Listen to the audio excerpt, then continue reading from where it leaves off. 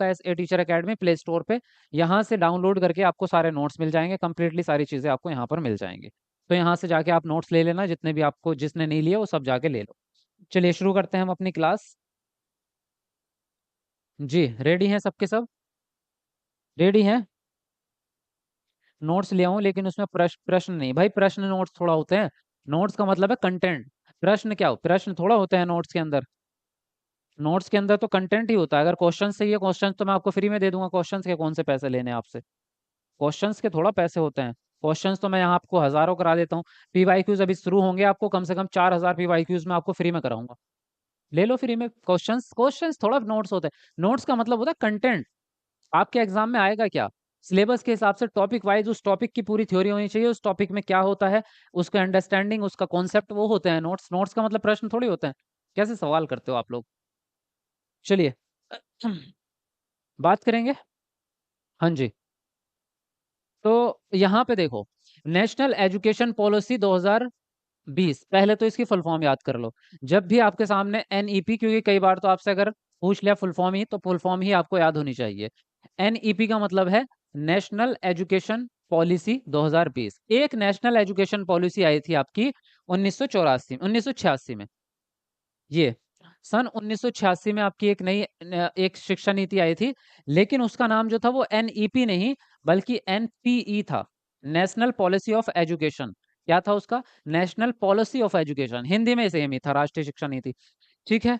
तो देखो इसका इंट्रो क्या है। नई शिक्षा नीति 2020 भारत की शिक्षा नीति है, जिसमें भारत सरकार द्वारा 29 जुलाई 2020 को घोषित किया गया इसको।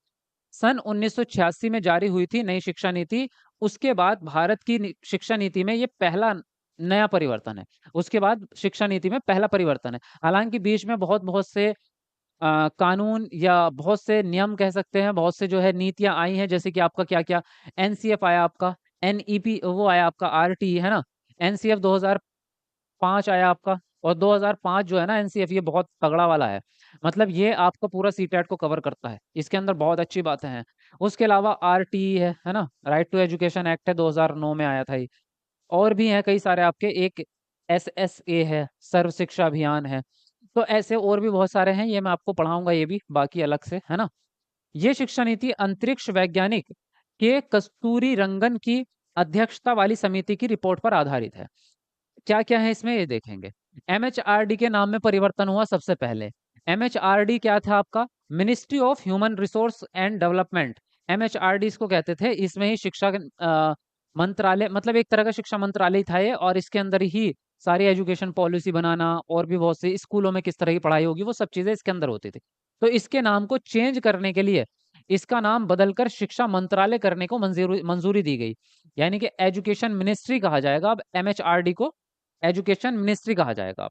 एनईपी के तहत एमएचआरडी का नाम बदलकर शिक्षा मंत्रालय करने का उद्देश्य शिक्षा और सीखने की शिक्षा और सीखने की उन्हें अधिक ध्यान आकर्षित करना है, मतलब सीखने की ओर, ऐसा लिख सकते हैं आप, शिक्षा और सीखने की ओर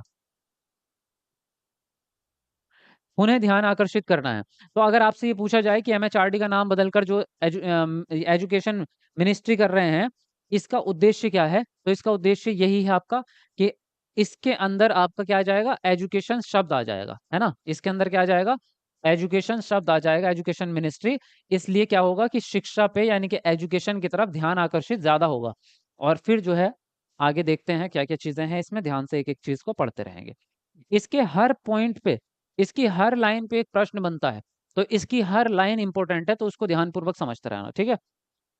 एनसीएफ और आरटीई के लिए भी वीडियो बनाई मैंने, अभी बोल तो दिया आपसे, उसके लिए अलग से बनेगी, है ना। उसके लिए वीडियो मैं आपकी अलग से बनाऊंगा। चलो 500 लाइक होने वाले हैं, तो जरा सब लोग पहले लाइक करो वीडियो को, कमेंट को नीचे करके जल्दी वीडियो लाइक कर दो सब लोग। देखो, नई शिक्षा नीति 2020 जो है आपकी स्कूली शिक्षा में 10+2 के पुराने शैक्षणिक ढांचे को संशोधित और उन्नत करेगी। यानी कि 5+3+4, 3+4। तो ये कितने साल की बात हो जाएगी आपकी? 5 और 3 8, 8 3 11 और 4 15। तो 15 साल, बच्चे के जो 15 साल हैं उसमें किस तरह से इसको डिवाइड किया गया है, कौन से स्तर में क्या कौन सी क्लास आएगी वो भी आगे देखेंगे। इन्होंने ये वाला ढांचा अपनाया है। पहले 10+2 हुआ करता था। कक्षा 1 से 10 तक को एक ही एजुकेशन माना जाता था। हालांकि हमने प्राइमरी, उच्च प्राइमरी उसको बांटा हुआ था, प्राथमिक, उच्च प्राथमिक और फिर हाई स्कूल उसको बांटा हुआ था, लेकिन वो स्टार्टिंग के 10 साल जो है उसका एक ही नियम था। कक्षा 1 से 10 तक के सारा कुछ एक ही था, एक ही रूल्स होते थे, एक ही तरह के नियम होते थे। लेकिन अभी इसको बांट दिया गया है इस हिसाब से, 5+3+3+4। कैसे बांटा है इसको समझते हैं। देखो यहाँ पे क्या है आपका, स्टार्टिंग के जो 5 साल है उसको हम कह रहे हैं फंडामेंटल ईयर्स। क्या कह रहे हैं उसको? उसको कह रहे हैं फंडामेंटल्स। स्टार्टिंग के 5 साल कौन से हैं? 3 साल तो आंगनवाड़ी के हैं, 3 साल आंगनवाड़ी के हैं, और 2 साल आपके कक्षा 1 और कक्षा 2। और इसमें बच्चा कौन सी एज में रहेगा? 6 से 8 साल में, क्योंकि कक्षा 1 में बच्चा 6 साल में जाएगा। बच्चा जब 3 साल का बच्चा होगा तो आंगनवाड़ी में एडमिशन होगा उसका, समझ लेना। पहले भी सेम ही था आपका, ये वाला आंगनवाड़ी का हिसाब जो था वो सेम ही था। 3 साल से 6 साल तक, 3 साल बच्चा जो है 3 साल की उम्र से 6 साल की उम्र तक आंगनवाड़ी में पढ़ाई करता है। उसके बाद जब 6 साल का बच्चा हो जाता है तब उसको कक्षा 1 में भेजा जाता है। तो कक्षा 1 और कक्षा 2 जो है वो इसी के अंदर ऐड हो जाएगा, और ये 5 साल जो रहेंगे आपको, इसको फाउंडेशनल कहा जाएगा, यानी बुनियादी कहा जाएगा इसको। क्या कह रहे हैं इसको? बुनियादी स्तर इसको हम कहेंगे। फिर आपका आता है 3 साल कक्षा 3 से 5 वाले। जब कक्षा 3 से 5 में होगा बच्चा, उसको हम कहेंगे क्या? प्रीपेरेटरी। क्या कहेंगे इसको? प्रीपेरेटरी कहेंगे। फिर बच्चा जब आ जाएगा कक्षा 6 में, कक्षा 6 से 8 तक 3 साल ये रहेंगे आपके, कक्षा 6 से 8, 6, 7 और 8। इसको क्या कहा जाएगा? इसको मिडल स्तर कहा जाएगा आपका। क्या कह रहे हैं इसको? इसको मिडल कहेंगे। और कक्षा 9 से 12 के जो 4 साल रहेंगे उसको कहेंगे सेकेंडरी स्तर। तो इस तरह से जो है इसको बांटा है। देखो 5 साल ये हो गए आपके, है ना? ये 5 साल हो गए आपके। उसके बाद ये 3 से 5 के 3 साल ये हो गए, कक्षा 6 से 8 के 3 साल ये हो गए, और 9 से 12 तक के 4 साल ये हो गए। तो इस तरह से इसको डिवाइड किया गया है, 5, 3, 3 और 4। ये आपका अभी लेटेस्ट वाला जो आपका क्या कहेंगे, श्रेणियां कहेंगे इसको, तो ये इस प्रकार से आपकी बनाई गई है। ठीक है, चलिए आगे बढ़ेंगे। एनईपी 2020 का मूल उद्देश्य और लक्ष्य वर्ष 2030 तक प्राथमिक से माध्यमिक स्तर तक की शिक्षा को सार्वभौमिक रूप से सुलभ बनाना है। सार्वभौमिक रूप से सुलभ का मतलब यह है कि सभी प्रकार के बच्चों के लिए आसान हो जाए। सुलभ मतलब वो होता है जो आसानी से मिल जाए। जैसे आपने देखा होगा ना, सुलभ शौचालय। आपने देखे होंगे सड़कों पे सरकारी जो शौचालय होते हैं उनका नाम क्या रखा जाता है? सुलभ शौचालय। क्योंकि वो आम जनता की सुविधा के लिए बनाए जाते हैं, आम जनता के लाभ के लिए बनाए जाते हैं, जिसका लाभ सभी को मिले, आम जनता को। तो सेम एजुकेशन हर प्रकार के बच्चे तक पहुंचनी चाहिए, चाहे वो गरीब हो, चाहे अमीर हो, चाहे वो डिसेबल्ड हो, चाहे वो ऑटिज्म हो, चाहे दृष्टिबाधित, किसी भी प्रकार का बच्चा है, उन सब तक सुलभ प्रकार से आपकी एजुकेशन पहुंचनी चाहिए, सार्वभौमिक रूप से। ठीक। कुछ इंपॉर्टेंट पॉइंट्स आपके एनईपी के द्वारा जो बताए गए हैं वो क्या है? सबसे नंबर 1, 360 डिग्री असेसमेंट। जो आपका मूल्यांकन है वो 360 का मतलब यह है कि इस पूरा ही कंप्लीट होना चाहिए, जिसको हम कहते थे पहले, क्या कहते थे इसको? सर्वांगीण, है ना? सर्वांगीण मूल्यांकन इसको हम कहते थे, जो आपका सीसीई के अंदर आता था, कंटिन्यूअस एंड कॉम्प्रिहेंशन इवेल्युएशन। तो कंटिन्यूअस का मतलब होता है सतत, लगातार, और कॉम्प्रिहेंशन यानी व्यापक। तो इसका मतलब व्यापक ही है आपका। 360 डिग्री का मतलब यह हुआ कि बच्चे के हर क्षेत्र का असेसमेंट होना चाहिए, भाषा विकास का भी, शारीरिक विकास का भी, और जो आपके एकेडमिक है उसका भी, सभी पर्सनालिटी डेवलपमेंट का भी। तो सभी प्रकार का असेसमेंट होना चाहिए, उसको हम कहते हैं 360 डिग्री। और आपका 360 डिग्री का मतलब ये भी है कि प्रतिदिन होना चाहिए, यानी कि पूरे साल भर आपका लगातार मूल्यांकन होना चाहिए। दूसरा है पेयर असेसमेंट। पेयर असेसमेंट होता है जोड़ी में, यानी बच्चे ही एक दूसरे का मूल्यांकन करें, वो आपका पॉजिटिव होता है। अब ये भी देख लेना कि ये जो मूल्यांकन रहेंगे ये आपके पॉजिटिव रहेंगे। Teacher assessment. टीचर असेसमेंट वो होता है जो टीचर द्वारा किया जाता है। टीचर बच्चों का निदानात्मक मूल्यांकन करता है, बच्चों से सवाल जवाब करके मूल्यांकन कर सकता है, बच्चों को प्रोजेक्ट कार्य दे के मूल्यांकन कर सकता है, ऑब्जर्वेशन के द्वारा कर सकता है। टीचर के तरीके बहुत सारे हैं। एक फिर सेल्फ असेसमेंट। सेल्फ असेसमेंट है आपका स्वमूल्यांकन, यानी कि खुद का मूल्यांकन खुद करना। सेल्फ एनालिसिस भी जिसको हम कहते हैं ना, स्वमूल्यांकन। जब बच्चा खुद अपना ही जांच करता है, अपना ही मूल्यांकन करता है। तो ये आपके कुछ इंपॉर्टेंट मूल्यांकन वाले पॉइंट हो गए। ठीक है, चलिए आगे बढ़ते हैं। प्रोजेक्ट आधारित और पूछताछ आधारित सीखना, ये भी आपका एक पॉइंट है आपका, इसी में ही आएगा ये भी आपका, किसमें? इंपॉर्टेंट पॉइंट्स में, कि ये आपका जो मूल उद्देश्यों में आ जाएगा, एनईपी के उद्देश्यों में आ जाएगा ये भी। ये क्या क्या चाह रहा है एनईपी। तो प्रोजेक्ट आधारित और पूछताछ आधारित लर्निंग आपकी होनी चाहिए। प्रोजेक्ट का मतलब हो गया आपका कि लर्निंग बाय डूइंग, बच्चा भाई कोई भी काम आप करवाओगे प्रोजेक्ट के माध्यम से तो बच्चा करके ही सीखेगा उसमें। और पूछताछ में क्या होगा कि बच्चा डिस्कशन करेगा, यानी चर्चा करेगा यहाँ पर, है ना।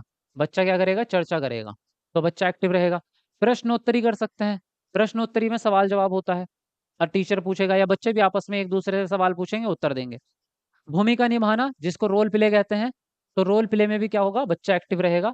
तो कुल मिला के इसका भी मेन उद्देश्य क्या है आपका, पूरी एनईपी का मेन उद्देश्य अगर आप देखेंगे तो बच्चा आपका सक्रिय रहना चाहिए, मेन यही दर्शा रहा है। और दूसरी चीज है कि रचनावाद पे आधारित होना चाहिए। और एक चीज और है कि एनईपी से अगर पूछा जाए आपसे कि एनईपी किस पे आधारित है, रचनावाद पे, व्यवहारवाद पे, या शिक्षणवाद पे, या पुस्तकवाद पे, जो भी ये पूछ ले इस प्रकार की चीज, तो आपको पता होना चाहिए कि रचनावाद पे आधारित है आपकी क्या, एनईपी। एनसीएफ 2005 जो था वो भी आपका रचनावाद पे आधारित था, क्योंकि रचनावाद का मतलब यही होता है करके सीखना, और रचनावाद का मतलब होता है कि बच्चा खुद ज्ञान का निर्माण करेगा। तो इसका मतलब आप समझ जाओ कि जितनी भी रचनावाद वाली बातें आएंगी वो सब एनईपी के अंदर रहेंगे। समूह कार्य रहेगा तो भी बच्चा काम करके सीखेगा। पोर्टफोलियो, पोर्टफोलियो में बच्चे अपनी प्रगति के साथ साथ शिक्षक मूल्यांकन, यानी कि बच्चे अपनी प्रगति भी उसमें रखेगी, बच्चे मतलब रहेगी, और टीचर भी उसमें मूल्यांकन करता रहेगा। पोर्टफोलियो क्या है आपका, वही जो आप पूरे साल भर का परफॉर्मा तैयार करते हैं बच्चे का। बच्चे ने जो भी कर रहा है, बच्चा आज क्या किया, कल क्या किया, परसों क्या किया, वो सारी चीजें आप इकट्ठा करते रहते हैं एक फाइल के अंदर। तो बच्चे का रिकॉर्ड आपके पास रहता है, आप जांच कर सकते हैं कि एक महीना पहले बच्चे का स्तर क्या था, आज स्तर क्या है। तो इस तरह से आप जांच कर सकते हैं, ठीक है। चलिए आगे बढ़ेंगे। एक बार आपकी कमेंट देख लेता हूँ, कभी कुछ पूछा हो किसी ने, है ना।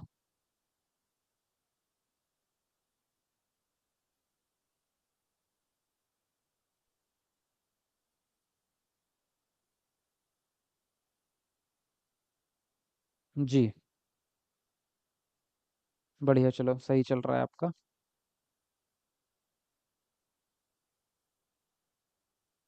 ठीक है, कोई दिक्कत नहीं है, चीज़ें समझ में आ रही हैं आपको। बहुत बढ़िया, चलो। चलो 800 लाइक्स होने वाले हैं भाई हमारे, जरा 5-6 लाइक बच रहे, करो जल्दी, कमेंट को नीचे करके वीडियो लाइक करो फटाफट से। सब लोग कर दिया करो बिना पूछे। अब देखो ये भी आपके क्या हैं, ये भी आपके उद्देश्य ही हैं, किसके, एनईपी के उद्देश्य हैं ये आपके, कि क्या क्या आपको करना है अपनी क्लास में। देखो बच्चों को भारतीय संस्कृति से जोड़ना है, सबसे नंबर 1। भारतीय संस्कृति से जोड़ना भी कह सकते हैं और दैनिक जीवन से जोड़ना भी कह सकते हैं। तो ये भी एक उद्देश्य है एनईपी का। एजुकेशन को फ्लेक्सिबल बनाना है। फ्लेक्सिबल का मतलब होता है आपका लचीला बनाना है ना।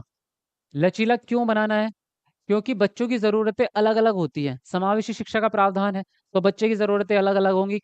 तो बच्चे की ज़रूरत के हिसाब से आपको अपने टीएलएम में, अपनी शिक्षण विधियों में, अपने करिकुलम में परिवर्तन करना पड़ सकता है। तो वही परिवर्तन करने के लिए आपका लचीला होना ज़रूरी है। लचीलेपन का मतलब यही होता है कि बच्चे की ज़रूरत के हिसाब से आप बदलाव कर सकें। बच्चों में अनुशासन सिखाना और सशक्तिकरण करना। अनुशासन सिखाने की बात की गई है, ध्यान देना यहाँ पर। अनुशासन सिखाना है, अनुशासन थोपना नहीं है। मतलब दंड देना या ज़बरदस्ती करना ये नहीं करना, बल्कि उनको नैतिक विकास करना है। अनुशासन का मतलब है कि नैतिकता सिखानी है उनको, कि बैठना कैसे है, बात कैसे करनी है, एक-दूसरे को सपोर्ट करना है। तो अनुशासन सिखाना है, ना कि थोपना है। सशक्तिकरण का मतलब यही होता है कि बच्चे की क्षमताओं को बढ़ाना, ताकतवर बनाना, ये होता है। इवैल्यूएशन पर ज़ोर देना है। इवैल्यूएशन मतलब मूल्यांकन, आपका लगातार चलना चाहिए। ओपन एजुकेशन सिस्टम में इन्वेस्ट करना है। ओपन एजुकेशन सिस्टम का मतलब यही है कि जो बच्चे स्कूल नहीं आ पा रहे हैं उनको घर से ही पढ़ने का मौका दे दिया जाए। बच्चों की सोच को क्रिएटिव बनाना है। क्रिएटिव मतलब सृजनात्मक। तो बच्चे की सोच को हम सृजनात्मक बनाने की कोशिश कर ही रहे हैं, रोज ही हम सीटेट में यही पढ़ते हैं, सृजनात्मकता सृजनात्मकता, है ना। गुणवत्तापूर्ण एजुकेशन डेवलप करना है। गुणवत्तापूर्ण मतलब क्वालिटी एजुकेशन, जिसके अंदर बच्चा अर्थपूर्ण चीजें सीखे, ना कि रट्टा मारे। बच्चे की स्किल बढ़नी चाहिए, बच्चे का पर्सनालिटी बढ़नी चाहिए, है ना। रिसर्च पर ज्यादा ध्यान होना चाहिए। रिसर्च मतलब कि बच्चा नए ज्ञान की खोज करके लाए। अगर बच्चे को ये सिखाना है कि आपके समाज में किस प्रकार के खाने खाए जाते हैं, तो उसको चित्र दिखाने के बजाय या उसको लिख कर बताने के बजाय उसको कहो कि आप अपने मोहल्ले में पता लगाओ कि सभी घरों में जाके कि वहाँ पे किस प्रकार के खाने खाए जाते हैं। तो ये होता है रिसर्च मेथड, कि बच्चा खुद से ही रिसर्च करके ला रहा है जानकारी की, है ना। इसमें बच्चा ज़्यादा एक्टिव रहेगा। एक साथ कई लैंग्वेज पर फोकस रखना। तो हम बहु लैंग्वेज जो जिसको हम कहते हैं बहुभाषिकता, तो बहुभाषिकता को भी ये क्या कर रहा है, प्रमोट कर रहा है कि बहुभाषिकता अच्छी सी चीज है, और बहुभाषिकता पे ध्यान दिया जाए। ठीक है, समझ रहे हो बात को? चलिए आगे बढ़ेंगे। जी, यहाँ तक की चीजें आपको क्लियरली समझ आ रही है?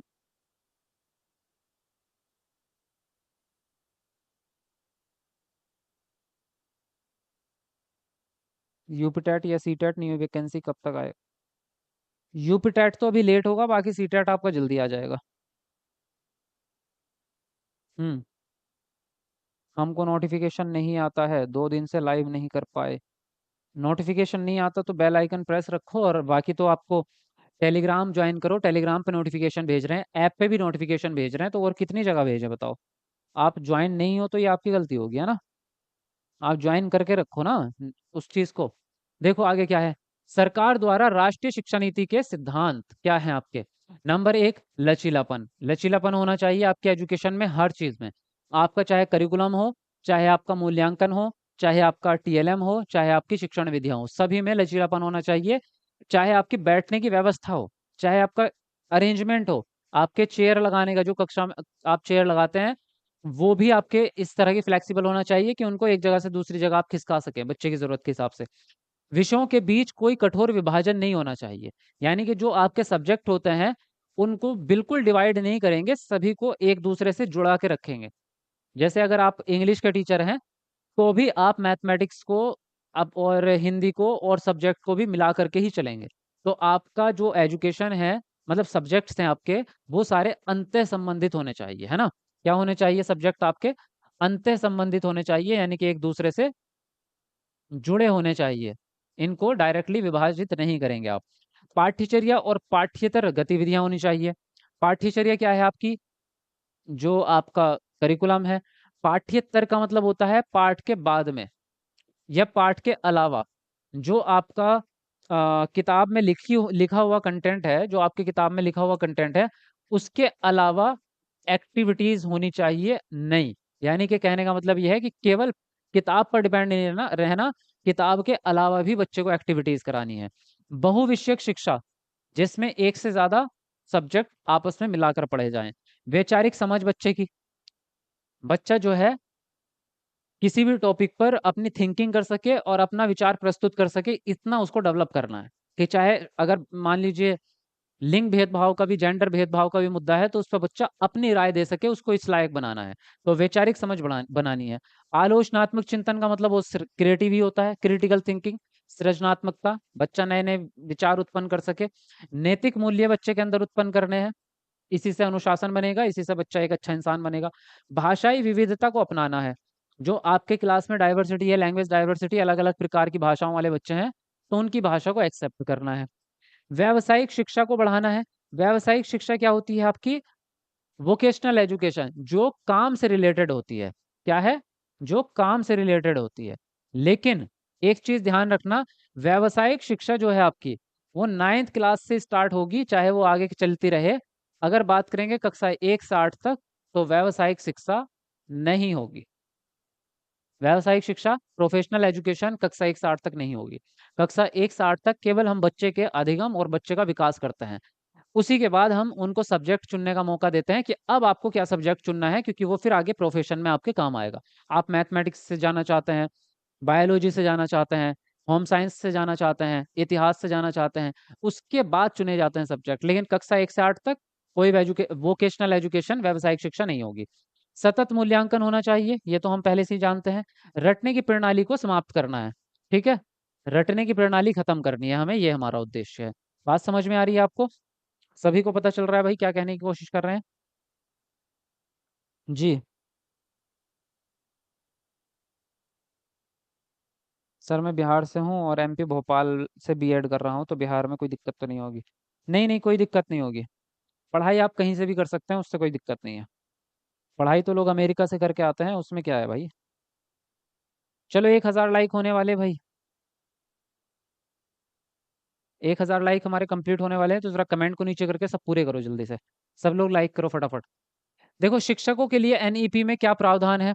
शिक्षकों के लिए प्रावधान यह है कि टीचर को 50 घंटे का वार्षिक प्रशिक्षण देना ही देना है। मतलब साल में 50 घंटे आपको पढ़ाना ही पड़ेगा। ऐसा नहीं कि आप केवल 20 मिनट दिन के पढ़ा रहे हैं और फिर अपने घर चले जा रहे हैं, तो आपके 50 घंटे भी पूरे नहीं हो रहे। और ये कम से कम है, ये कम से कम है। आपके इससे ज़्यादा होने चाहिए, इससे कम नहीं होने चाहिए। दूसरी बात, नवीनतम शैक्षणिक तकनीकों का परिचय होना चाहिए टीचर को। टीचर को कंप्यूटर का, मोबाइल का और जो नए सॉफ्टवेयर्स होते हैं आजकल लर्निंग वाले, उन चीज़ों का ज्ञान होना चाहिए। तो इसलिए बेसिकली कंप्यूटर भी आजकल जो नई टीचर वैकेंसीज़ निकलती हैं, उसमें कंप्यूटर पूछा जाता है, आपको पता होगा। वो इसीलिए पूछा जाता है क्योंकि शैक्षणिक तकनीकें जो हैं, नई टेक्नोलॉजी, उसका ज्ञान होना चाहिए। डिजिटल उपकरणों को बेहतर समझ होनी चाहिए। एक टीचर को कंप्यूटर चलाना आना चाहिए, मोबाइल चलाना आना चाहिए, ये प्रोजेक्टर चलाना आना चाहिए, ये चीज़ें भी बेहतरीन तरीके से आनी चाहिए। आपसे भले ही ये आपके वैकेंसी में ना पूछी जाए, लेकिन फिर भी आपको आना चाहिए। इसके लिए प्रशिक्षण दिया जाता है, जो पुराने टीचर ज्वाइन किए हुए हैं उनके लिए सीआरई वगैरह होती है, उनके भी प्रशिक्षण होते हैं। तो ये चीज़ एक एनईपी कह रही है, टीचरों को क्या-क्या आना चाहिए, ठीक है? उसके अलावा देखो, छात्रों की प्रोग्रेस के मूल्यांकन के लिए परख नामक एक नया नेशनल असेसमेंट सेंटर की स्थापना की गई है। इसमें परख जो है वो एक शॉर्टकट है। परख का मतलब क्या है ये समझो। परख का मतलब है पी से परफॉर्मेंस, ए से असेसमेंट, आर से रिव्यू, ए से एनालिसिस, के से नॉलेज और एच से होलिस्टिक। मतलब बच्चे की परफॉर्मेंस क्या है, जिसको हम निष्पादन कहते हैं। हिंदी में क्या कहते हैं इसको? निष्पादन। बच्चे की परफॉर्मेंस क्या है ये आपको पता करनी है। किसके द्वारा? असेसमेंट के द्वारा। तो ये आपको हर रोज पता होना चाहिए कि बच्चे की परफॉर्मेंस में कितना अंतर आ रहा है। असेसमेंट होनी चाहिए, यानी जांच होनी चाहिए।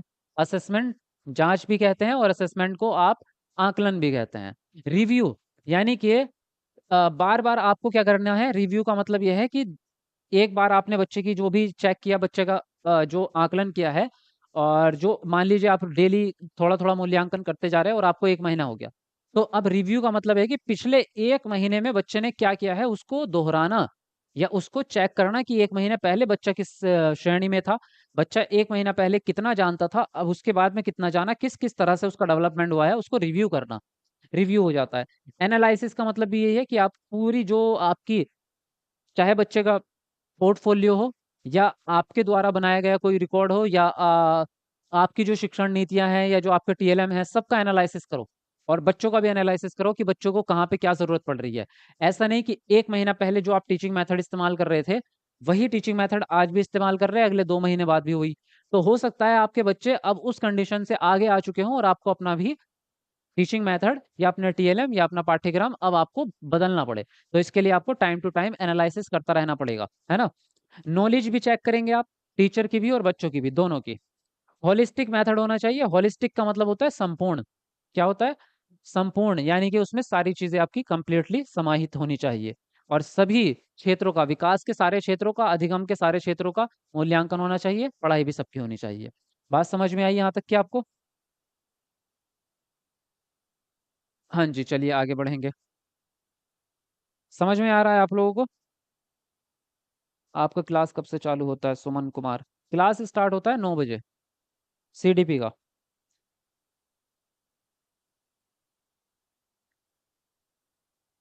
जी,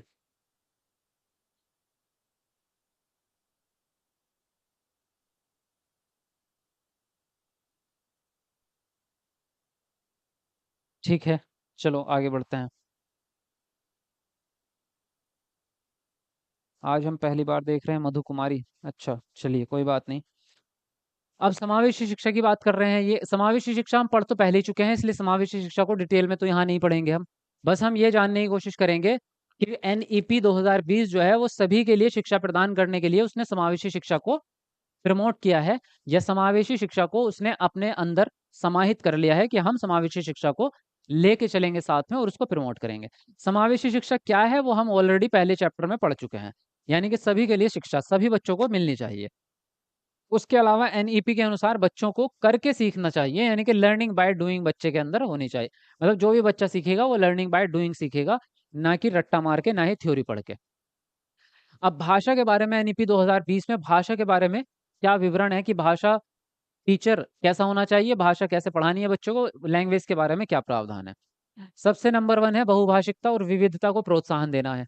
यानी कि आपकी क्लास में अगर अलग-अलग भाषाओं वाले बच्चे हैं, तो आप उनकी भाषा को एक्सेप्ट करेंगे और अपनी टीचिंग को बहुभाषिक करेंगे, एक से ज्यादा लैंग्वेजेस इस्तेमाल करेंगे आप पढ़ाते समय बच्चों के हिसाब से। मातृभाषा को महत्व देंगे आप, यानी कि हर बच्चे की मातृभाषा इस्तेमाल करेंगे और हर बच्चे को अपनी ही मातृभाषा में बोलने की अनुमति देंगे आप। तो मातृभाषा मोस्ट इंपोर्टेंट। त्रिभाषा सूत्र को आप आगे बढ़ाएंगे। ये त्रिभाषा सूत्र का फॉर्मूला जो है ये तभी आया था नई शिक्षा नीति के टाइम पे, 1986 में आया था ये। इसके अंदर क्या था आपका, इसके अंदर 3 भाषाएं पढ़ाने का प्रावधान है। अब कौन कौन सी है? नंबर 1 आपकी मातृभाषा, चाहे वो कोई सी भी हो। नंबर 2 आपका राज्य की भाषा। और नंबर 3 आपकी कोई भी मॉडर्न लैंग्वेज, चाहे वो आपकी इंग्लिश हो, कोई भी हो, है ना, मॉडर्न लैंग्वेज आपकी। इन दोनों के अलावा, तीसरे नंबर पे इन दोनों के अलावा मॉडर्न भाषा, चाहे वो इंग्लिश हो सकती है या उर्दू भी हो सकती है या कोई भी शास्त्रीय भाषा कोई हो सकती है इनमें से। तो ये 3 भाषाएं सिखाने का प्रावधान है आपका। यहाँ पे क्या होता है, रूल्स ये है इसमें से कि जो शुरुआत होगी वो मातृभाषा में होगी। बच्चे को हम पढ़ाना जो शुरू करेंगे वो मातृभाषा में करेंगे और धीरे धीरे फिर सेकंड लैंग्वेज और थर्ड लैंग्वेज को उसमें ऐड करते चले जाएंगे। शुरुआत मातृभाषा से होगी। कक्षा 6 के लिए एक अतिरिक्त शास्त्रीय भाषा का प्रावधान है, जिसमें से आप तमिल पढ़ा सकते हैं, संस्कृत पढ़ा सकते हैं, कन्नड़, तेलुगु, मलयालम और ओडिया, इनमें से कोई भी एक पढ़ा सकते हैं आप। ठीक है, तो ये कक्षा 6 में आप पढ़ा सकते हैं, जबरदस्ती नहीं है, आप पढ़ा सकते हैं उन्हें। माध्यमिक स्तर पर एक विकल्प के रूप में विदेशी भाषा का प्रावधान है कि बच्चे को आप विदेशी भाषा पढ़ाएं।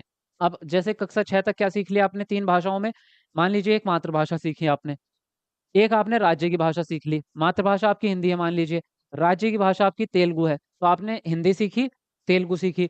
उसके अलावा आप इनमें से कोई एक भाषा लेंगे, चाहे आप तमिल ले लो, संस्कृत ले लो, कन्नड़, कोई सी भी, तो 3 भाषाएं आप सिखा रहे हैं। जैसे ही बच्चा कक्षा 6 से आगे निकला, आपका बच्चा आया कक्षा 9 में, तो फिर उसके साथ में एक विदेशी भाषा भी ऐड कर दो। इसमें से कोई एक हटा दो। आप मान लो शास्त्रीय भाषा आपने हटा दी या मात्र या सेकंड लैंग्वेज आपने हटा दी और इनमें से कोई एक ले लिया आपने। तो इस तरह से आप त्रिभाषा लेके चलेंगे साथ में। ठीक है,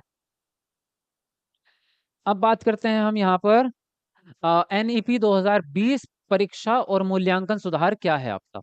तो एनईपी 2020 का उद्देश्य सीखने के आकलन की प्रकृति को बदलना है, जो कि योगात्मक है, और मुख्य रूप से रटने के कौशल का परीक्षण करना है। यानी कि रटने के कौशल का परीक्षण खत्म करना है आपको। ठीक है, परीक्षण मतलब इसको खत्म करना है।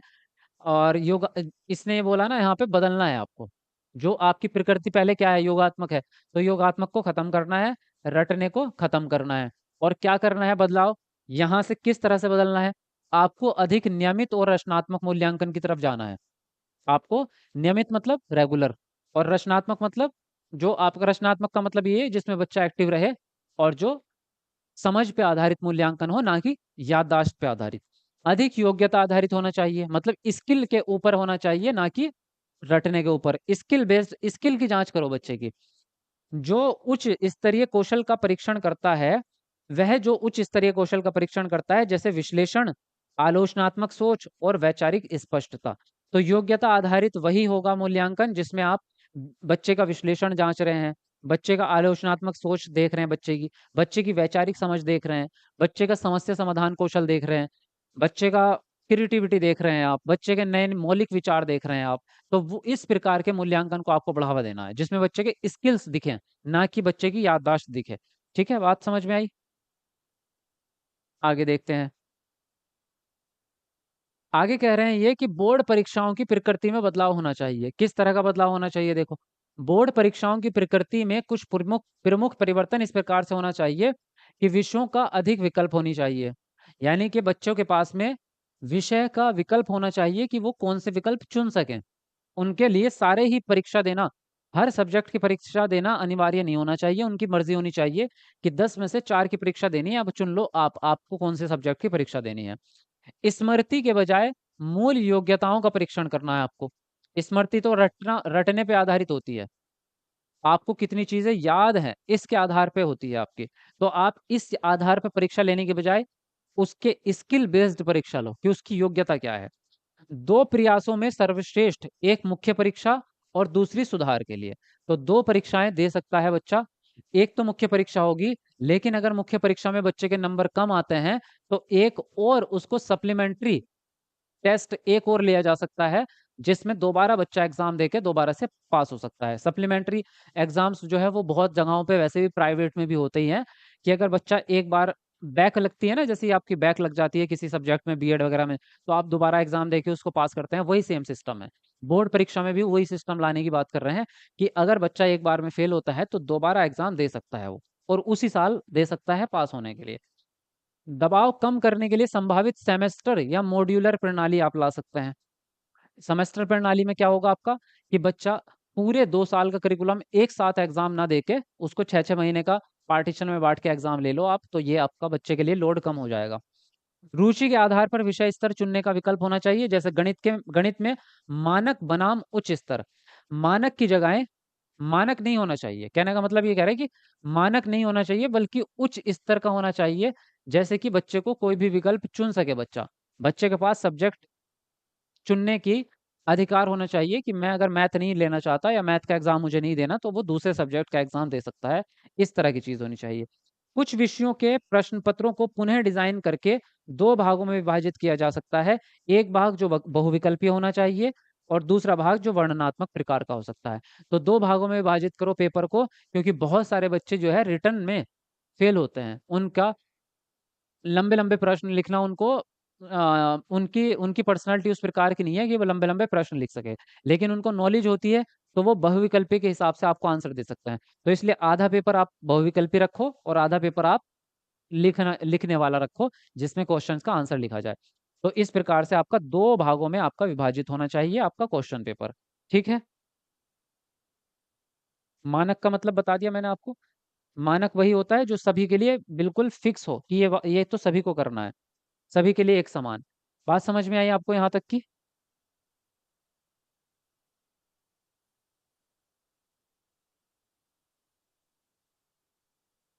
मुझे लॉन्ग लिखना पसंद है सर, प्रिया।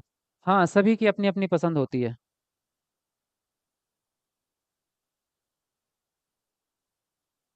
जी, चलिए ठीक है। अच्छा, वीडियो को लाइक तो करते रहो भाई, क्यों कंजूसी कर रहे हो? हाँ, जरा फटाफट सब लोग एक बार कमेंट को नीचे करके वीडियो लाइक करो जल्दी से। 1100 लाइक होने में 3 लाइक बच रहे हैं हमारे, केवल 3 लाइक। जल्दी से करो एक बार। अब इससे किस तरह के प्रश्न बनते हैं एनईपी से, वो आपको दिखा देता हूँ एक बार।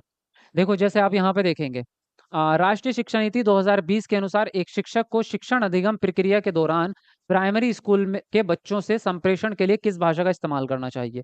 केवल क्षेत्रीय भाषा का, केवल हिंदी भाषा का, या केवल अंग्रेजी भाषा का, या बच्चों की मातृभाषा का? तो बताएंगे आप, कमेंट करके अपना आंसर लिखते रहेंगे सब लोग। चलो जल्दी से अपना आंसर लिखेंगे। लिखो आंसर।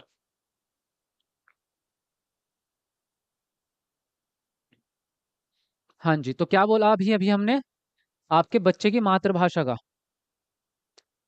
बच्चे की मातृभाषा का इस्तेमाल करेंगे आप, है ना?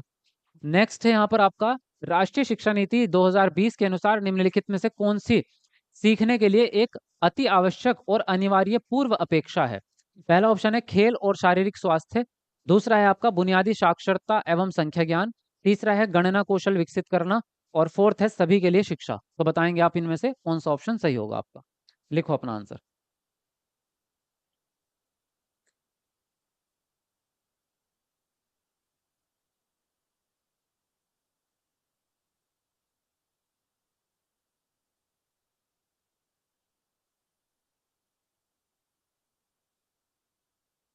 हाँ जी, फटाफट से सब लोग अपना आंसर लिखेंगे। देखो, अब इसमें से अगर हम इसको समझे, एनपी के अनुसार कौन सी सीखने के लिए अति आवश्यक पूर्व अपेक्षा है, यानी कि सबसे पहली अपेक्षा क्या है बच्चे की? सभी के लिए शिक्षा। हाँ, सभी के लिए शिक्षा होनी चाहिए आपकी। सबसे पहला तो यही होगा। गणना कौशल भी आपका बाद में आ जाएगा।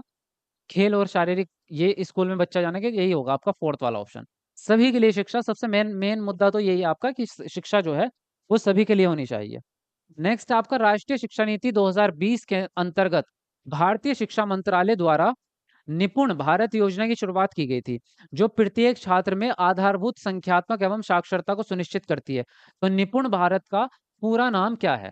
निपुण का पूरा नाम क्या है? पहला है national initiative for proficiency in reading with understanding and numeracy.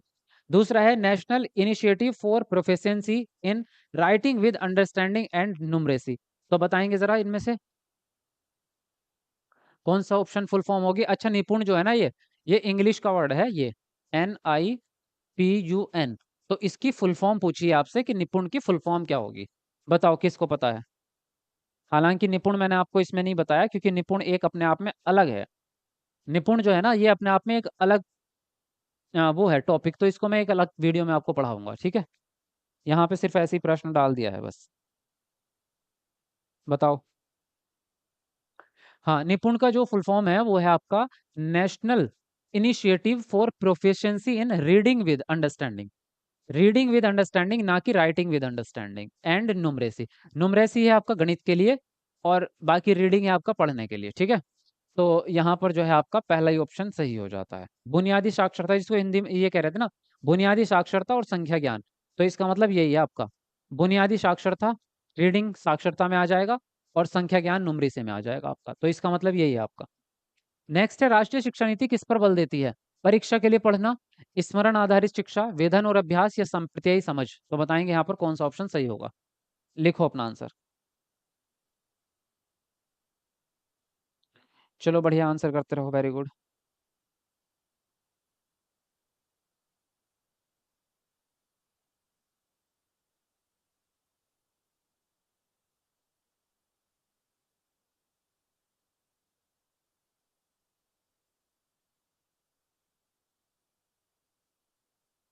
हाँ, तो क्या बात कर रहे हैं? राष्ट्रीय शिक्षा नीति 2020 किस पर बल देगा? संप्रत्ययी समझ पर, क्योंकि परीक्षा के लिए नहीं पढ़ना। स्मरण भी आपका गलत है, वेधन भी गलत है। संप्रत्यय का मतलब है कॉन्सेप्चुअल अंडरस्टैंडिंग, तो कॉन्सेप्ट वाला हमारा ज्यादा इस पे बल देते हैं, तो फोर्थ ऑप्शन यहाँ पर राइट होगा। नेक्स्ट है, राष्ट्रीय शिक्षा नीति 2020 क्या प्रस्तावित करती है? विद्यालय की पाठ्यचर्या की विषय वस्तु में कटौती। दूसरा है आपका विद्यालय की पाठ्यचर्या में लचीलापन में वृद्धि। तीसरा है रटंत अधिगम को महत्व देना। और फोर्थ है आपका विवेचनात्मक चिंतन को महत्व देना। तो बताएंगे यहाँ पर कौन सा ऑप्शन सही होगा? लिखो अपना आंसर।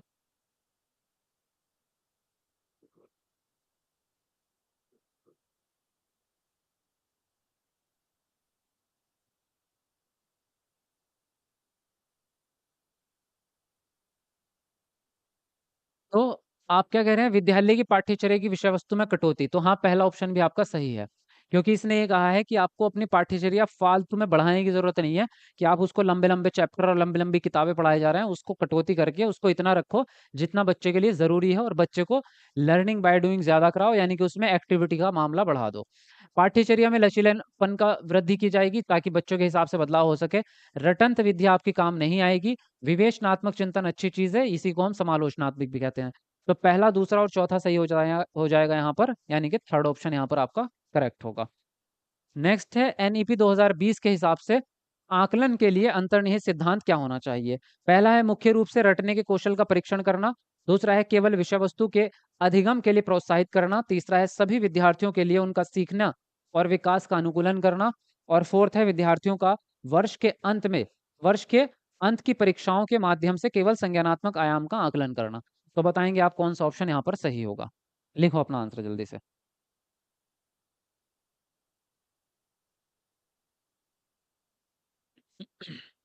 अच्छा, वीडियो को लाइक करते रहो भाई, जितने लोग अभी अभी आए हैं हमारे। जिन लोगों ने लाइक नहीं किया तो लाइक कर दो फटाफट से एक बार कमेंट को नीचे करके। जी, सी वाला ऑप्शन दे रहे हैं ज्यादातर लोग, देखते हैं। तो आकलन के हिसाब से पूछा है कौन सा सिद्धांत होना चाहिए, तो रटने के कौशल का तो करेंगे नहीं हम परीक्षण। और केवल विषय वस्तु का अधिगम, तो ये भी गलत ही है। विषय वस्तु मतलब केवल जो रिटर्न है आपकी किताब में। तो अभी अभी हमने पढ़ा था कि किताब में जो कंटेंट है उसके अलग, है ना, पाठ्योत्तर लिखा था ना, पाठ्योत्तर गतिविधियां, यानी कि पाठ से अलग गतिविधियां भी आपको करानी है। तो केवल इस पे डिपेंड नहीं रहेंगे। सभी बच्चों के लिए उनका सीखने और विकास को अनुकूलन करना। अनुकूलन का मतलब होता है लचीलापन, जिसमें बदलाव किया जा सके, है ना।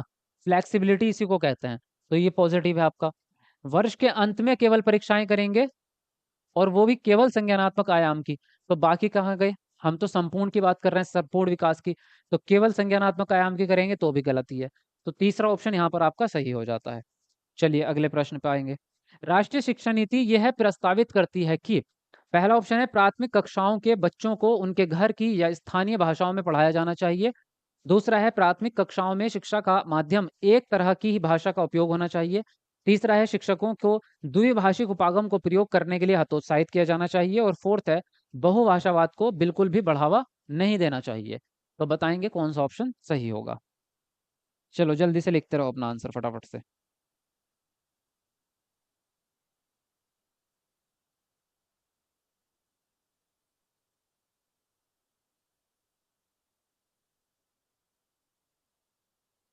हाँ जी। तो क्या बोला है इसने, क्या होना चाहिए एनईपी के हिसाब से, प्राथमिक स्तर पर मातृभाषा का इस्तेमाल होना चाहिए, यानी कि घर की भाषा, उनके घर की भाषा का इस्तेमाल होना चाहिए, सीधा रोल यही है आपका। प्राथमिक कक्षाओं में शिक्षा का माध्यम एक ही तरह की भाषा, एक ही तरह की भाषा नहीं करेंगे। आपकी कक्षा में केवल एक भाषा इस्तेमाल नहीं होगी, बहुभाषा होगी। क्या होगी? बहुभाषा होनी चाहिए, ताकि बच्चों की, क्योंकि बच्चों की भाषाएं अलग अलग रहेंगी, तो आपको अलग अलग भाषाएं ही इस्तेमाल करनी पड़ेंगी। अगर विभिन्न प्रकार की भाषा बच्चे बोल रहे हैं तो आपको भी उन सभी की भाषाएं एक्सेप्ट करनी पड़ेंगी। द्विभाषिक के लिए हतोत्साहित कर रहे हो तो भी गलत, बहुभाषा को भी मना कर रहे हो जो कि पॉजिटिव चीज है। तो यहाँ पर जो है पहला ऑप्शन राइट हो जाएगा। नेक्स्ट है राष्ट्रीय शिक्षा नीति 2020 के अनुसार अधिगम होना चाहिए विषय वस्तु अभिमुखी, या दूसरा है पाठ्य पुस्तक केंद्रित, तीसरा है प्रयोगात्मक, और फोर्थ है आपका व्यवहारात्मक। तो बताओ कौन सा ऑप्शन सही होगा। लिखो आंसर अपना। जी फटाफट से अपना आंसर लिखेंगे आप। बढ़िया आंसर कर रहे हो, लिखते रहो सबके सब। हम्म। मुझे लगता है आप थक गए हो टीचर जी, मन्नत। हाँ थक तो गया ही हूँ मैं आज। अजीब सा ही फीलिंग हो रही है आज, मैं शुरू से ही थका हुआ हूँ। आज मैं अभी नहीं थका हूँ, पहली क्लास से ही ऐसा फील हो रहा है। आज शायद तबीयत में कुछ समझ नहीं आया, या तो कुछ अंदर कुछ हुआ है, या तो खाने की कमी है, या कुछ और है शायद, खाना सही से नहीं खाया, या फिर जो भी हुआ है। आज मुझे ऐसा फील हो रहा है थका थका सा, मतलब मज़ा नहीं आया आज। क्लास तो मैंने सारी की है क्योंकि मैं छुट्टी नहीं मारना चाहता, तो आपको पढ़ाया तो मैंने पूरा ही है। लेकिन उतनी अंदर से ना एग्जाम्पल नहीं, आपने देखा होगा आज की क्लास में मैंने एक भी जोक नहीं मारा।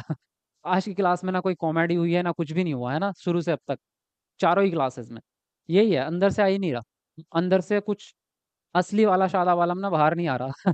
तो वही चीजें हो रही हैं कुछ। लेकिन ठीक है चलो, कभी कभी होता है। एनईपी के हिसाब से अधिगम कैसा होना चाहिए, विषय वस्तु अभिमुखी। विषय वस्तु जो है कंटेंट होता है आपका, तो केवल कंटेंट पे आधारित नहीं रहेंगे आप। कंटेंट से हटके भी आप क्या करते हैं, एक्टिविटीज करते हैं। पाठ्य पुस्तक पे भी आधारित नहीं रहेंगे। आपका जो अधिगम होना चाहिए वो प्रैक्टिकल पे आधारित होना चाहिए। व्यवहारात्मक नहीं बल्कि प्रयोगात्मक, जिसमें बच्चा लर्निंग बाय डूइंग, क्योंकि हमने अभी अभी बात की है, इसने साफ सुथरा बोला है आपको कि लर्निंग बाय डूइंग पे आधारित होना चाहिए आपका काम सारा का सारा। यानी कि बच्चा जो सीखेगा वो लर्निंग बाय डूइंग से सीखेगा। तो आंसर राइट होगा थर्ड ऑप्शन, ठीक है। आगे बढ़ते हैं अगले प्रश्न पर।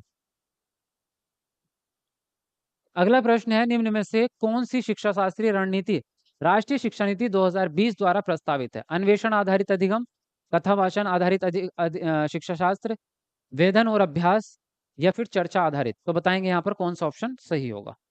चलिए फटाफट से अपना आंसर लिखेंगे आप।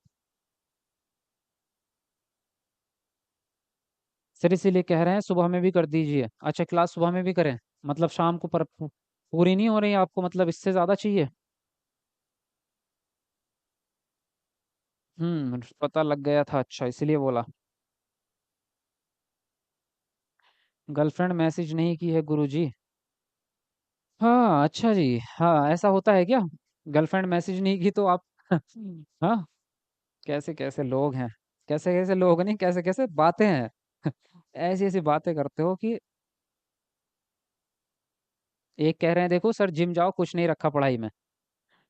ओके बेटा जी, हम अगर ये सोच लिए ना जो आप सोच रहे हो, तो समझ जाओ कि आपका क्या होगा। आपका तो क्या ही होगा, बाकी जो अच्छे बच्चे हैं उनका नुकसान हो जाएगा। निम्न में से कौन सी शिक्षा शास्त्रीय रणनीति एनपी के द्वारा बताई गई है? अन्वेषण आपका पॉजिटिव रहेगा क्योंकि खोज है। कथावाचन भी पॉजिटिव ही है, कथावाचन का मतलब है आपका डिस्कशन। क्या है? डिस्कशन। ठीक है, तो डिस्कशन मेथड आपका पॉजिटिव है। वेधन बार बार रट्टा मारना होता है, ये गलत हो जाएगा। और चर्चा, चर्चा भी आपका डिस्कशन ही होता है। तो पहला दूसरा और चौथा सही है आपका, यानी कि आंसर राइट होगा आपका सेकंड ऑप्शन, ठीक है। सेकंड ऑप्शन यहाँ पर आपका सही हो जाएगा। चलो अगले प्रश्न पे बढ़ते हैं।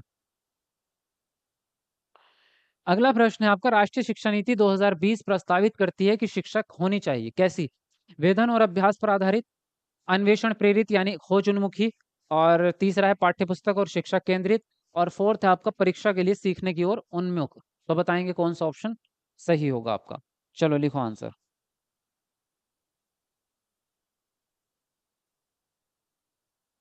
हाँ जी, चलिए बताएंगे फटाफट से।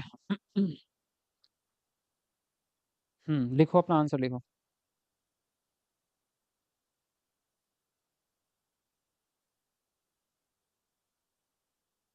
हम्म मैथ की क्लास भी होगी क्या? हाँ होगी क्लास मैथ की। अभी स्टार्ट नहीं की है लेकिन होगी क्लास आपकी। देखो एनईपी द्वारा क्या कह रहे हैं, एनईपी क्या कहती है आपसे? वेतन अभ्यास पर आधारित शिक्षा होनी चाहिए आपकी, नहीं होनी चाहिए। अन्वेषण आधारित होनी चाहिए आपकी कक्षा, जिसमें खोज हो, मतलब बच्चा ज्ञान को खोज करे, बच्चा खुद से करे। पाठ्य पुस्तक केंद्रित होनी चाहिए, नहीं। परीक्षा केंद्रित होनी चाहिए, नहीं।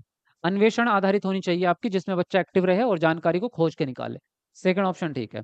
राष्ट्रीय शिक्षा नीति 2020 किस उपागम के लिए शिक्षण शास्त्रीय बदलाव की अनुशंसा करती है? संरचनावादी से व्यवहारवादी, दूसरा है रटने पर आधारित से अवधारणात्मक समझ, तीसरा है खोजबीन आधारित उपागम से ड्रिल और अभ्यास, और फोर्थ है अधिगम के लिए आकलन से अधिगम का आकलन। चलिए बताएंगे। ये देखो प्रश्न थोड़ा बहुत बढ़िया है, देखते हैं किस किस का सही आंसर होता है। हम्म चलो देखते हैं कि किस किस का सही आंसर होता है। अब मैं आप आंसर देख रहा हूँ, लिखो अपना आंसर जल्दी लिखो। नजर लग गई आपको रजिया सदाम? मेरे को किसकी नजर लगेगी भाई, मैं तो घर से बाहर भी नहीं निकलता। मैं तो कहीं जाता ही नहीं हूँ, मुझे किसकी नजर लग रही है? You are the best teacher Sana Zainab. Thank you. लिखो अपना आंसर लिखो जरा। डी और बी, इतने इतनी वैरायटी? कोई ए बता रहा है, कोई बी, कोई सी, कोई डी, मतलब इतना ज्यादा अलग अलग? अरे एक जगह टिको भाई, सब अलग अलग आंसर बता रहे हैं, सेकंड पे ज्यादा चल रहा है। सी वाले भी काफी हैं। ओके, कुछ डी वाले हैं। हाँ तो यहाँ पे जो आंसर राइट जाएगा वो जाएगा बी वाला। देखो इसने कहा कि आपको किस में बदलाव करना है, मतलब शिक्षण शास्त्रीय बदलाव की अनुशंसा। तो किससे किसकी ओर बदलाव करोगे? जो खराब चीज होती है उसको छोड़ के हम अच्छी चीज की तरफ जाते हैं, भाई उसी को तो बदलाव कहते हैं कि अच्छी चीज की तरफ जाएंगे। अब संरचनावादी जब पहले से ही अच्छा है, तो हम उसको छोड़ के क्यों व्यवहारवादी की तरफ जाएं, है ना? भाई जब हमारी गर्लफ्रेंड सबसे सुंदर है, बढ़िया है, सपोर्टिव है, प्यार करने वाली है, तो उसको छोड़ के हम किसी छिचोरी की तरफ क्यों जाए, है ना? क्यों किसी छछुंदर की तरफ बढ़े, है ना? तो जब आपके पास अच्छी चीज है तो आप क्यों दूसरे की तरफ जाएंगे, जहां फंसने की उम्मीद है आपकी, है ना, जहां आपका नुकसान होगा। तो वहीं रह लो जहां आपको मजा आ रहा है। अब रटने पर आधारित है, यानी कि रटने पर आधारित आपकी कक्षा चल रही है जो कि खराब है पहले से ही, तो उसको छोड़ो और अवधारणात्मक समझ की तरफ बढ़ो। इसको छोड़ के अवधारणा की तरफ अब इसमें बदलाव कर दो। अगर रटने पर आधारित बैठे थे आप, तो उसको छोड़ो और समझ पे आ जाओ। तो ये बदलाव अच्छा है, ये बदलाव अच्छा है ना? अब खोजबीन आधारित पहले से आपका अधिगम चल रहा था, खोजबीन वाला बढ़िया होता है, तो बढ़िया चीज को छोड़ के हम खराब की तरफ क्यों जाएंगे? अधिगम के लिए आकलन होता है रचनात्मक वाला। अब रचनात्मक आकलन को छोड़ के हम क्यों योगात्मक पे जाएंगे?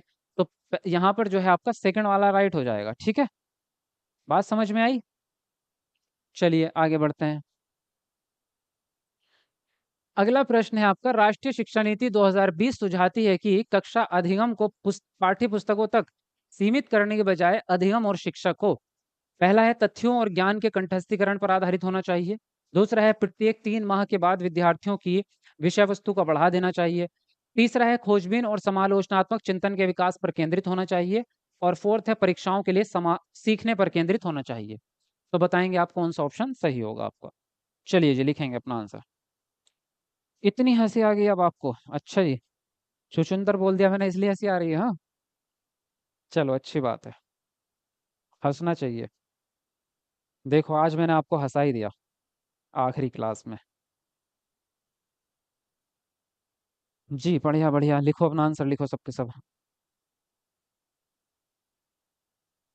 देखो ये स्टाइलिश की क्वीन कह रही है, किसी भी लड़की को छिचोरी कहने का कोई हक नहीं है आपको। मुझे हक है। जो जैसा है उसको वैसा कहने का हक होता है। कह सकते हैं, क्यों नहीं कह सकते? हैं दुनिया में तो कह सकते हैं। क्यों ना कहें बताओ? कहेंगे नहीं तो अच्छे वालों की इज्जत कैसे बढ़ेगी? देखो, शिक्षा राष्ट्रीय शिक्षा नीति एनईपी क्या सुझाती है आपको कि पाठ्य पुस्तक तक सीमित रहने के बजाय आपका अधिगम कैसा हो? आपका अधिगम तथ्यों और ज्ञान के कंठस्थीकरण पे आधारित होना चाहिए? नहीं। 3 माह के बाद बच्चे विद्यार्थियों की विषय वस्तु को बढ़ा देना चाहिए? नहीं, ऐसा भी कोई प्रावधान नहीं है कि आप 3 महीने के बाद बढ़ा देंगे। खोजबीन पर आधारित होना चाहिए? यस। परीक्षा केंद्रित होना चाहिए? तो परीक्षाओं पर केंद्रित नहीं होना चाहिए। तो तीसरा वाला ऑप्शन आपका सही है, खोजबीन पर आधारित होना चाहिए, है ना? बढ़िया। आगे बढ़ते हैं अगले प्रश्न पर। अगला प्रश्न है आपका, राष्ट्रीय शिक्षा नीति 2020 किसके अध्ययन का समर्थन करती है? पहला ऑप्शन है पूरी विद्यालय शिक्षा के दौरान शास्त्रीय भाषा निर्देश के माध्यम के रूप में। दूसरा है पूरी विद्यालय शिक्षा के दौरान निर्देश के माध्यम के तौर पर मातृभाषा। तीसरा है पूरी विद्यालय शिक्षा के दौरान निर्देश के माध्यम के तौर पर हिंदी भाषा। फोर्थ है पूरी विद्यालय शिक्षा के दौरान निर्देश के माध्यम के तौर पर अंग्रेजी भाषा। तो बताओ यहाँ पर कौन सा ऑप्शन ठीक लगता है आपको? लिखो जल्दी से अपना आंसर। सर जी, एसएसटी का क्लास कब चलता है? एसएसटी का चलता है 7 बजे। हम्म। सर आपका गर्लफ्रेंड है क्या? हाँ, मेरी 15-20 गर्लफ्रेंड तो है ही है कम से कम, है ना? जी, लिखो अपना आंसर लिखो। क्लास से 6 से 7 होती है और 7 से 8 होती है। अच्छा, आप टाइम टेबल बता रहे हो, ठीक ठीक। ओके, बढ़िया। चलो, 1400 लाइक होने वाले भाई, हमारे 5-6 लाइक बच रहे हैं। तो जरा कमेंट को नीचे करके सब लोग एक बार लाइक कर दो, जिसने नहीं करा। फटाफट से करो जल्दी, कंजूसी मत किया करो। आज मेरा मन भी नहीं था, फिर भी मैं आपको पढ़ा रहा हूँ इतने अच्छे से। तो आप लाइक तो करोगे इसके लिए, चलो फटाफट से करो। एनईपी क्या कहती है? यहाँ पे इतनी लंबी चौड़ी कहानी लिखी गई है, लेकिन इसमें एक ही सिंपल बात पूछ रहा है, भाषा कौन सी इस्तेमाल होनी चाहिए। तो आप सबको पता है, यहाँ पे ज्यादा दिमाग लगाने की जरूरत नहीं है। हम किसी एक भाषा को नहीं कहते, बल्कि मातृभाषा जो भी होगी मातृभाषा होगी। ठीक है, बात समझ में आई? तो आंसर कौन सा राइट हो जाएगा आपका? Second option. अगला प्रश्न है आपका, राष्ट्रीय शिक्षा नीति 2020 के अनुसार किसका प्रयोग को प्रोत्साहित करने के लिए मतलब करना चाहिए? कंठस्थीकरण को, तृतीय स्मरण को। कंठस्थीकरण समालोचनात्मक चिंतन, अनुभव जनित अधिगम और समालोचनात्मक चिंतन, या फिर अनुभव जनित अधिगम और तृतीय स्मरण। तो बताएंगे किसके प्रयोग को प्रोत्साहित करोगे आप? चलो लिखो अपना आंसर।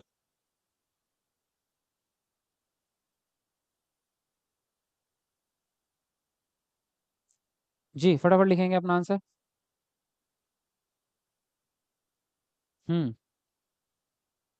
15-20 ये तो कम है। हाँ, कम तो है, सोच रहा हूँ अभी 20-25 और बनाऊंगा। 100 का रिकॉर्ड तो पूरा करूंगा, कम से कम 100 का, है ना? लिखो अपना आंसर, लिखो जल्दी से।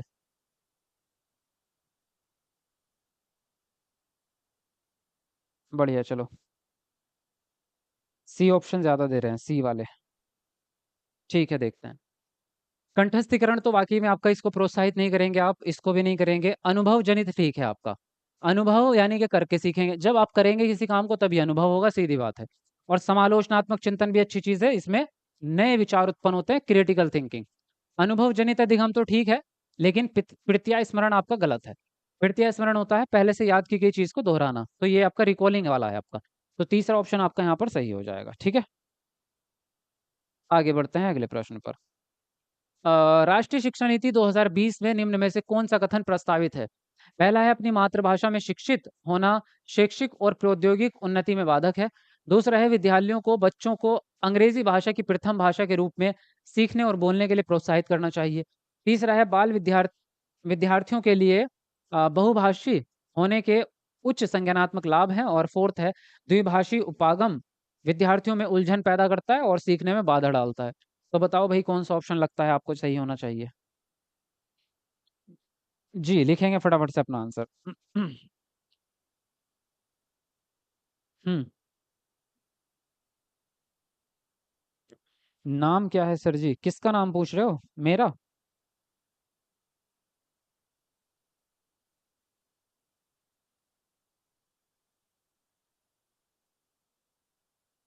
लिखते रहो, अपना आंसर लिखते रहो। आपका नोट्स बहुत अच्छा है, Sangeeta Singh, thank you. Math की क्लास अर्ली मॉर्निंग रख दीजिए, अच्छा। देखेंगे, अभी फिक्स करेंगे, अभी तो जब स्टार्ट होगा तब बताऊंगा कब होगा। ठीक, देखो यहाँ पे क्या कह रहा है आपसे। कौन सा कथन प्रस्तावित अपनी मातृभाषा में शिक्षित होना शैक्षिक प्रौद्योगिकी के लिए बाधक है? तो बाधक नहीं है भाई। अपनी मातृभाषा में आप पढ़ेंगे तो ज्यादा अच्छे से सीखेंगे। विद्यार्थियों को विद्यालयों को बच्चों को अंग्रेजी भाषा की प्रथम भाषा के रूप में, ये जरूरी नहीं है कि अंग्रेजी भाषा को ही फिक्स करेंगे आप प्रथम भाषा के रूप में। बच्चे की मर्जी है, वो जो पढ़ना चाहे। बाल विद्यार्थियों के लिए बहुभाषी होना उच्च संज्ञानात्मक लाभ है, ये ठीक है। मतलब अगर बच्चा बहुभाषी होता है, बच्चे को एक से ज्यादा भाषाएं आती हैं, तो उसका संज्ञानात्मक विकास जल्दी होता है। द्विभाषी उपागम बाधा डालेगा, ये बिल्कुल गलत है आपका। तो थर्ड ऑप्शन यहाँ पर आपका सही हो जाता है, तीसरा ऑप्शन। क्लियर? चलिए, और आज की क्लास यहीं पर समाप्त होती है। किसी को कुछ पूछना है तो पूछ सकते हैं कमेंट करके, बाकी वीडियो को लाइक कर दो अगर अभी तक नहीं किया है। और 1500 लाइक भी पूरे नहीं हुए अभी, तो थोड़े से रह रहे हैं। चलो फटाफट से जो है लाइक करो जल्दी से सब लोग। हम्म। और नोट्स जिसने नहीं लिए वो जाके नोट्स ले लो और आज से ही पढ़ना स्टार्ट करो, क्योंकि अब आपका सीटेट आने वाला है। कुछ कुछ ही क्षण बचे हैं सीटेट आने में आपके। सीटेट आपका आ चुका है, ये समझ लो आप। और सीटेट आ चुका है, और एग्जाम आपका दो चार मेरे ख्याल से 2.5-3 महीने बाद एग्जाम हो जाएगा, 3 महीने बाद। तो इसलिए अब पढ़ना स्टार्ट करो और अपना जाके नोट्स लो और पढ़ना स्टार्ट करो। नोट्स आपको ऐप पे मिलेंगे, सब लोग यहाँ से जो है एस से टीचर अकेडमी प्ले स्टोर से डाउनलोड करो और वहां से जाके सारे नोट्स ले लो। ठीक। हिंदी की क्लास कब होती है? हिंदी की होती है आपकी 5 बजे शाम को। जुलाई में नोट्स लिए थे, काम आ जाएंगे क्या? आ जाएंगे, पढ़ लो उसे, पढ़ लो। सीटेट प्रिपरेशन के लिए कितने घंटे पढ़ना चाहिए? सोनी शुक्ला। अगर आप फ्रेशर हैं तो कम से कम आपको पढ़ना चाहिए 4 से 5 घंटे डेली। 5 घंटे डेली पढ़ो कम से कम, अगर आप फ्रेशर हैं तो। जी, और कुछ? नोट्स की हार्ड कॉपी कैसे मिलेगी? हार्ड कॉपी नहीं मिलेगी भाई आपको, यही मिले आपको, वही मिलेगा, पीडीएफ में मिलेगा। सर आप एक्टर हो क्या? मैंने आपको टीवी पर देखा है, सोनाली। अच्छा, ठीक है, हाँ हूँ, एक्टर हूँ। रहमान मेरे घर गैस, अच्छा ये तो आपस में बातें कर रहे हैं। और कुछ? जीन प्याजे नहीं है नोट्स में? कैसी बात करते हो आप? जीन प्याजे नोट्स में नहीं होगा? दुनिया की कोई चीज छूट जाएगी, जीन प्याजे नहीं छूटेगा। पहले ढंग से पढ़ लिया करो, उसके बाद में शिकायत करने आया करो, ठीक है?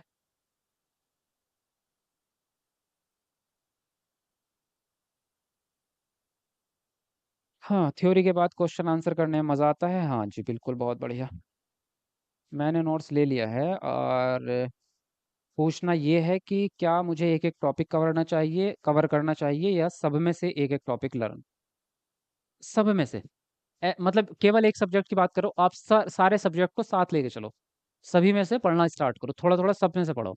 ऐसा नहीं कि पहले एक सब्जेक्ट खत्म करूंगी फिर दूसरे पे आऊंगी, नहीं। आप सारे ही सब्जेक्ट डेली थोड़ा थोड़ा, आधा घंटा सीडीपी पढ़ लिया, आधा घंटा हिंदी पढ़ लिया, 1 घंटा एसएसटी। एसएसटी पे थोड़ा ज्यादा ध्यान देना, क्योंकि उसका सिलेबस बड़ा रहेगा। ठीक है? तो सबको साथ लेके चलो। कमेंट बहुत ज़्यादा आ रहे हैं, तो अगर छूट जाए किसी का जवाब जवाब ना मिले तो शिकायत मत करना, ठीक है?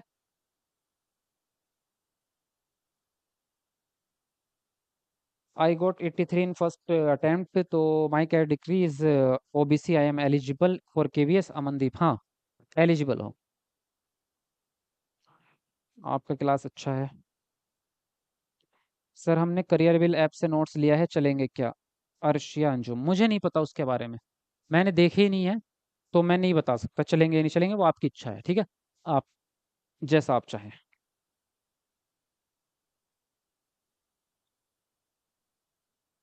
जी। गुड नाइट्स, गुड नाइट्स भाई, गुड नाइट्स। और कुछ?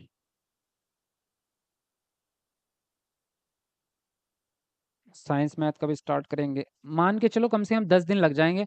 10-12 दिन के बाद ही आपका 10 सितंबर मान के चलो, 10 सितंबर या 12-15 सितंबर से शुरू होगा आपका साइंस मैथ। क्योंकि अभी उतना सुविधा मेरे पास हो नहीं पा रही कि मैं बहुत ज़्यादा क्लासेस कर सकूं एक साथ, ठीक है? अच्छा चलते हैं, टेक केयर, ऐसे ही क्लास करते रहें, God bless you, good night. Thank you Mannat ji, thank you very much. Good night. मैं यूपी से हूँ, मेरी वाली बिहार से। तो मैं रिश्ता करवाऊँ आपका? बिहार चलें साथ में, बारात लेके आपके चलूँ क्या? बताओ। आपकी वाली बिहार से है तो जाऊं बिहार फिर बात करने उससे कि इस लड़का बहुत अच्छा है, चलो उसके घर, है ना? भाई साहब ये बातें यहाँ मत बताओ यार।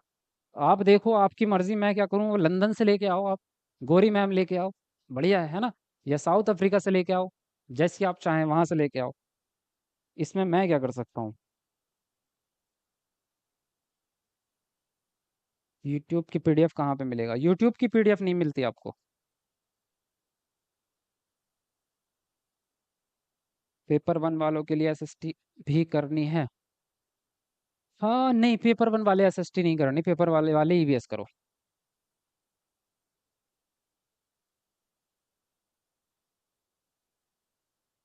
हम्म। और मेरे समय कम है तो हमें कैसे पढ़ना चाहिए?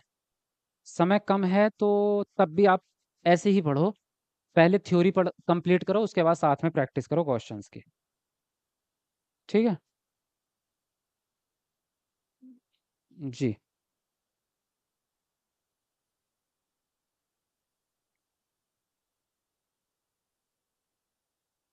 चलिए ठीक है। तो काफ़ी बातें हो चुकी हैं आई थिंक। फिर मिलेंगे आपसे नेक्स्ट क्लास में, तब तक के लिए bye bye, take care, good night, best of luck.